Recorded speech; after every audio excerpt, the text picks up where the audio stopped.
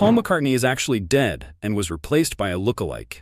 At least that's what this wild conspiracy theory claims. Let me explain. Fans believe Paul died in a car accident on November 9, 1966, and was secretly replaced by a double named Billy Shears to keep the Beatles going. But they allegedly left clues hidden in their albums. Let's start with some clues found in the album Sgt. Pepper's Lonely Hearts Club Band. The album cover looks like a funeral scene, with flowers forming a bass guitar. A mirror trick on the bass drum reveals 119 he die, or 11-9 he die, with an arrow pointing at Paul. On the back cover, Paul is the only Beatle with his back turned, and George points to the lyrics, Wednesday morning at 5 o'clock as the day begins, supposedly referencing Paul's death. Inside, Paul wears a badge reading OPD, which fans say stands for Officially Pronounced Dead. Now let's move on to the White Album, which is also full of strange clues. One of the most famous comes from the track Revolution 9. The song itself is an experimental sound collage filled with distorted voices, eerie piano notes, and repeating phrases.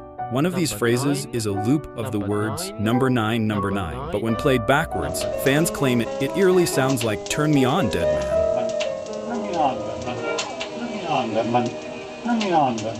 This has led many to believe it was a hidden message about Paul's supposed death. Another strange moment happens in I'm So Tired. At the end of the song, John Lennon can be heard mumbling what sounds like nonsense. But when played in reverse, it allegedly says, Paul is dead, man. Miss him, miss him, miss him.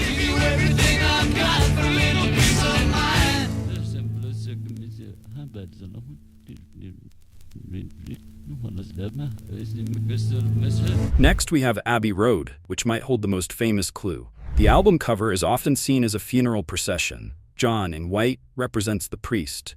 Ringo in black represents the undertaker. Paul, barefoot and out of step, represents the corpse. George in denim represents the gravedigger. In the background, a Volkswagen Beetle has a license plate reading 28 if, implying that Paul would have been 28 if he had survived. But what's the truth? Paul McCartney has laughed off the rumors, saying, if I were dead, I'd be the last to know. Many believe it's just pareidolia, our brain looking for patterns that aren't really there, or maybe even a publicity stunt by the Beatles. What do you think?